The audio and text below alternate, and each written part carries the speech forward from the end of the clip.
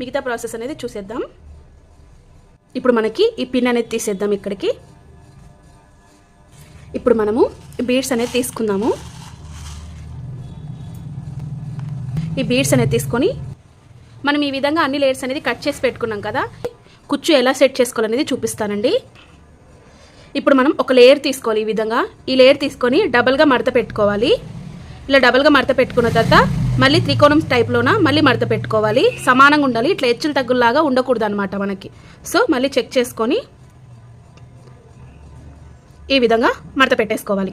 ఇప్పుడు మనకి ఇటు సైడ్ కరెక్ట్గా లేకపోతే మనం ఇలా లాక్కుంటే నీట్గా సెట్ అయిపోతుంది అనమాట.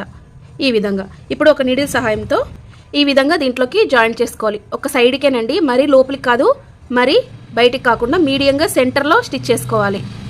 ఈ విధంగా ఇలా స్టిచ్ చేసుకొని ఇక్కడ కొంచెం గ్యాప్ అనేది వదులుకోవాలి కింద అనేది మనకి.